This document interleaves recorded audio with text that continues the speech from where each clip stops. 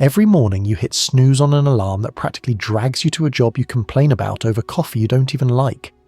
You swear this isn't the life you ordered, right? Yet somehow you tiptoe right back into it before lunch every single day.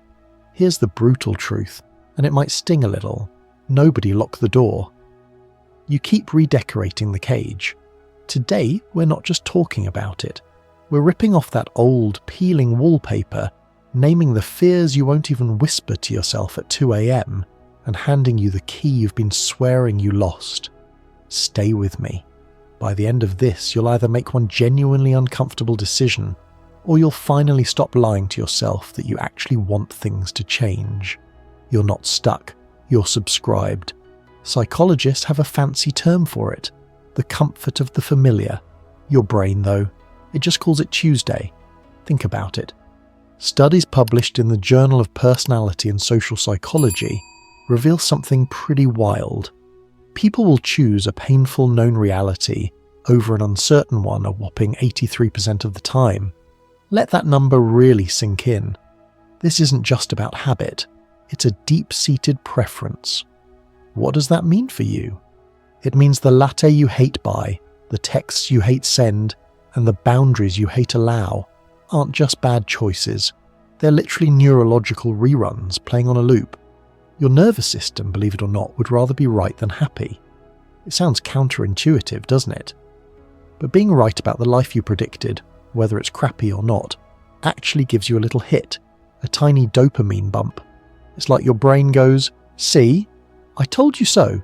So, no. You're not stuck in some inescapable trap. You're subscribed to a service you swear you never signed up for, yet your thumb hovers over renew every single day." The fear of the unknown, the sheer effort of imagining something different, often outweighs the very real pain of staying put. It's easier to complain about the devil you know than to venture out and face the potential devils you don't. But what if those devils are actually angels in disguise? The 4 hidden fees of staying miserable. Staying in a life you hate isn't free. It comes with some pretty hefty, often invisible charges. Let's break down these hidden fees. First fee, identity foreclosure. This is when you decided who you were at 19 or maybe 22, and you've never bothered to audit that account since.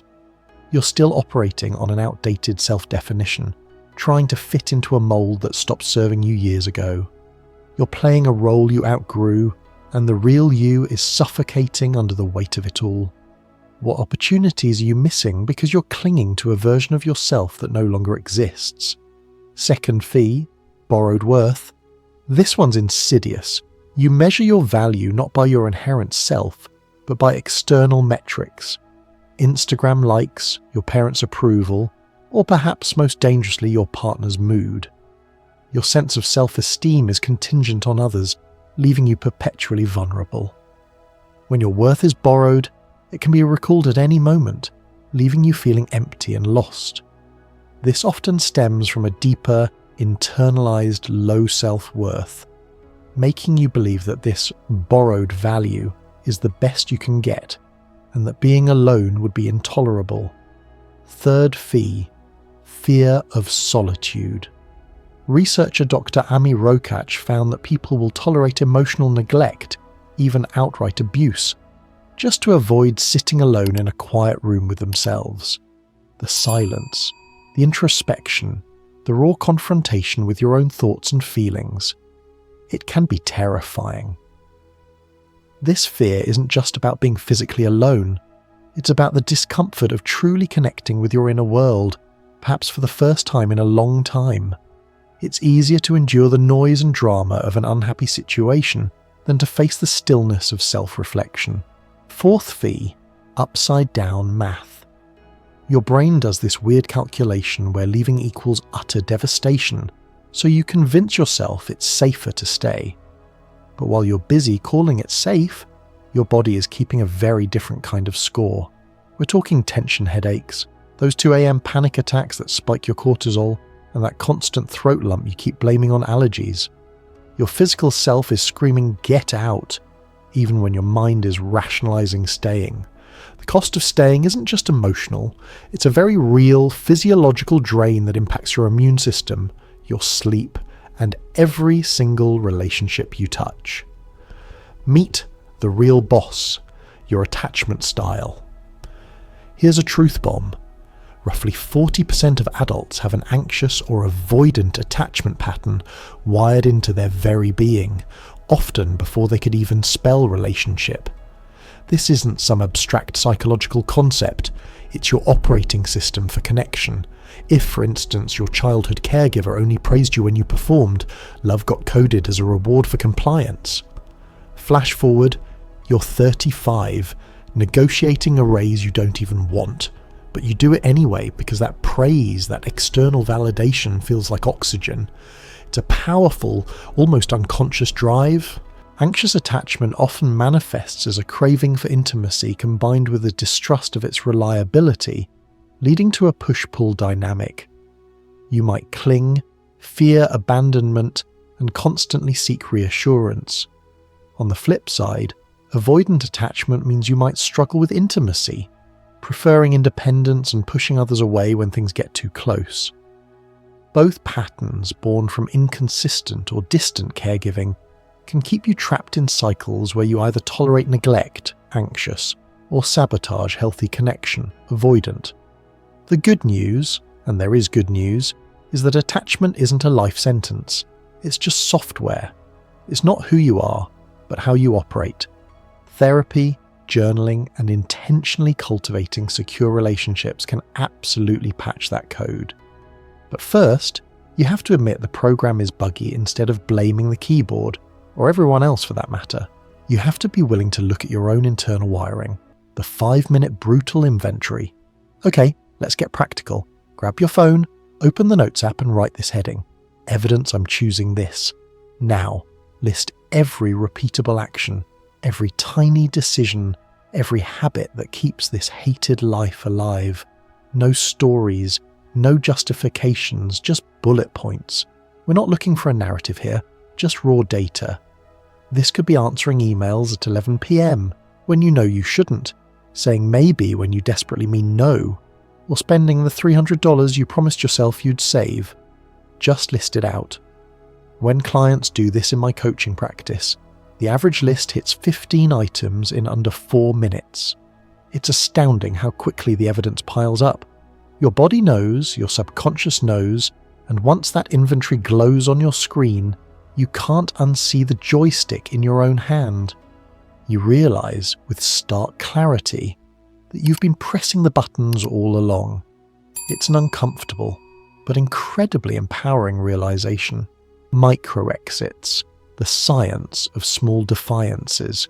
Stanford behavior scientist B.J. Fogg, a true pioneer in habit formation, has proven that lasting change doesn't start with a grand gesture.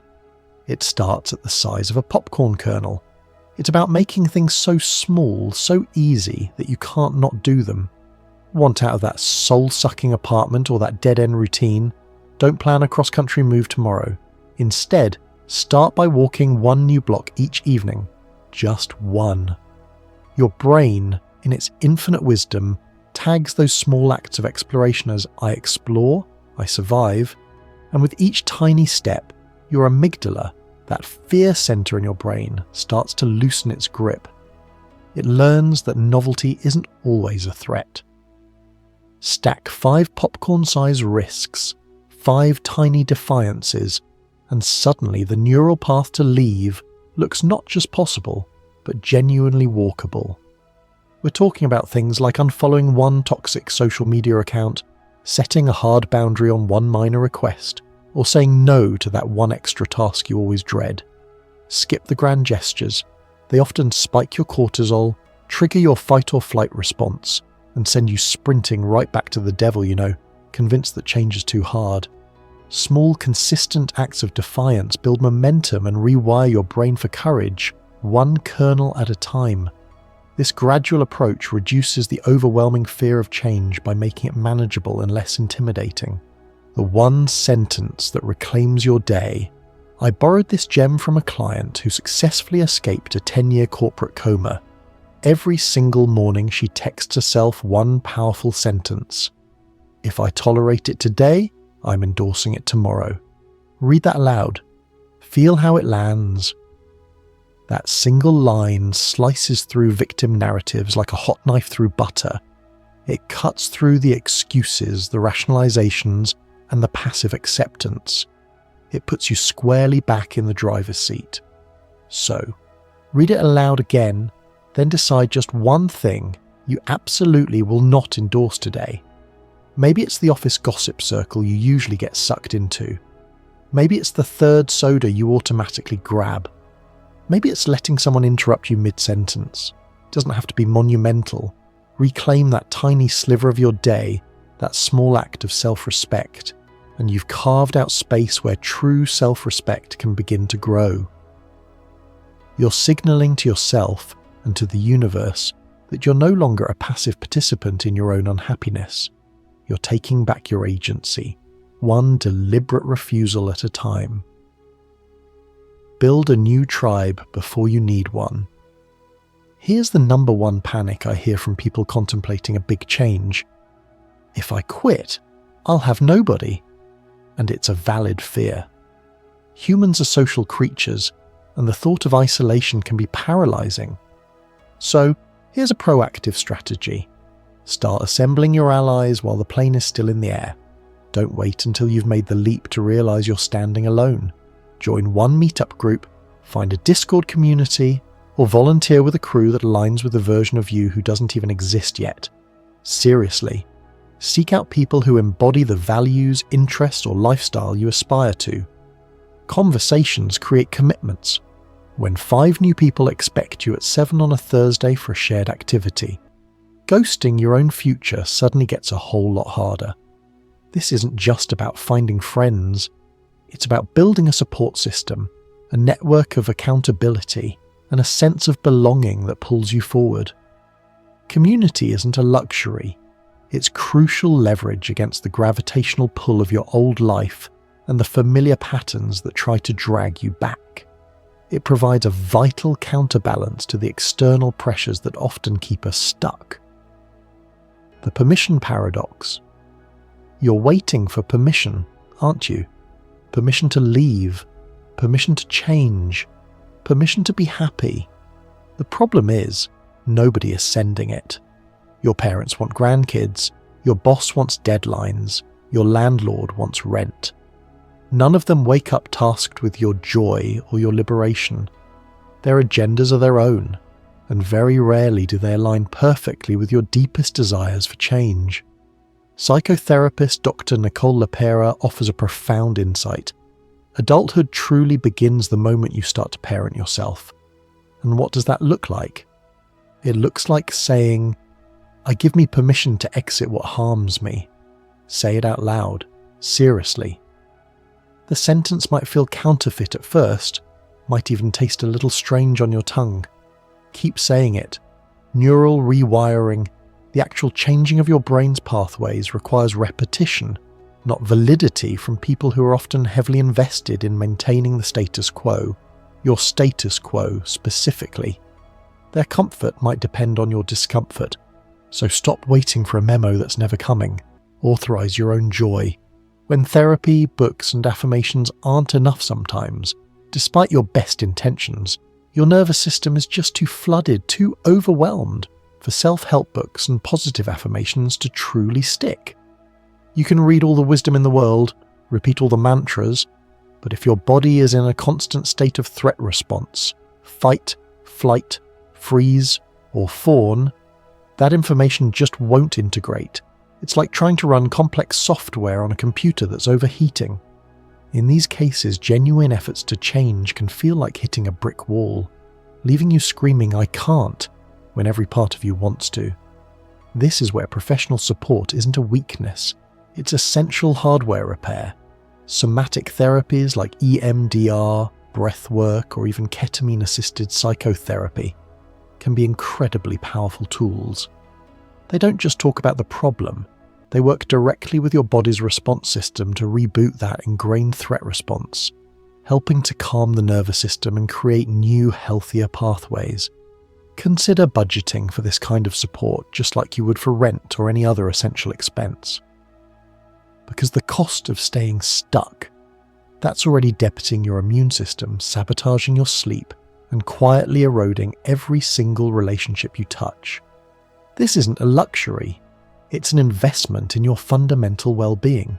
If any sentence so far felt like I installed a camera in your kitchen, then please tap that like button. Seriously, let the algorithm know we're not doing surface-level fluff here. And if you have that one friend, you know the one, who keeps saying, I just need to get through this year, and they've been saying it since 2014, then share this with them. Let's build a feed, a community that demands truth and real insight, not just feel-good therapy speak. All right, time to turn intention into action. Pull out that brutal inventory you wrote earlier, the one titled Evidence I'm Choosing This.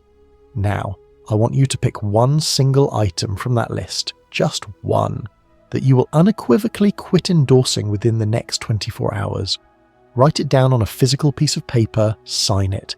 Take a photo of your signed contract, and then set that photo as your phone's lock screen. That visual cue is your constant interruption to autopilot, a powerful reminder of your commitment. Here's the kicker. Tomorrow, at this exact time, text a friend, or even better, drop it in the comments below, either contract completed or contract broken. Why the public declaration? Because public accountability raises follow-through rates by up to 70%, according to research from the American Society of Training and Development. You're not announcing a life overhaul, you're simply proving to your brain with undeniable evidence that your signature still matters, that your word to yourself is still gold. This small act builds self-trust and reinforces your agency. Happiness is a side effect of integrity. We spend so much of our lives chasing happiness, don't we? But chasing happiness is often like chasing a horizon. The chase itself keeps you too busy to notice the scenery, too focused on a distant, elusive goal. What actually shifts your mood, what truly changes your inner landscape, is alignment. When your actions, even by a mere 5 degrees, begin to line up with your deepest values, when you start living in integrity, that's when the magic happens. Your brain, sensing this coherence, releases serotonin, that feel-good neurotransmitter, and you experience that profound sense of purpose and engagement that psychologists call flow. So stop asking yourself, am I happy? That's the wrong question. Instead, start asking, am I congruent? Am I living in alignment with who I truly am and what I truly value? Happiness isn't the destination, it's the incredible side effect that rides shotgun once integrity grabs the wheel. It's the natural outcome of living a life that truly reflects you. The myth of the single big leap movies love to sell us the dramatic exit. The desk flipped, the boxes packed, the spontaneous drive into the sunset, leaving everything behind. It makes for great cinema, but real exits, the ones that stick, are rarely like that. Real exits are iterative. They're a series of small, deliberate, often uncomfortable choices. You unfollow that toxic account, you unsubscribe from that newsletter that drains you, you say no to that one thing that always makes you resentful. You walk one block further, you save the first $100, then the next. And then, one Tuesday, perhaps months or even years later, you look up and realize the life you hated feels like a neighborhood you moved out of last season. It's no longer your reality. It's a distant memory. Don't wait for courage to magically appear. It won't. Instead, stack evidence that you can survive outside the cage, one micro-exit at a time. Courage doesn't lead the way. It shows up to confirm what your consistent experience has already proven. You are capable, you are resilient, and you are worthy of a life that genuinely lights you up. These gradual steps are far more sustainable and effective than one massive anxiety-inducing leap. Look, pain is an inevitable part of life. We all know that. But the rent you pay to stay in it, that's entirely negotiable. Until you stop choosing the life you say you hate, one micro decision, one tiny act of defiance at a time, you'll keep auditioning for a role you don't want in a play nobody bought tickets to. It's a waste of your precious energy and potential. So, here's your call to action. Pause this video right now, do the 5-minute inventory, sign that 24-hour contract with yourself, and then come back and comment below with the one thing you absolutely refuse to endorse today. I'm reading every single promise, and I'll be back tomorrow checking receipts. If you want more videos that hand you the mirror instead of the makeup, videos that challenge you to grow and thrive, then subscribe. And always, always remember this. The key was always in your choices. Start making ones you won't have to recover from tomorrow,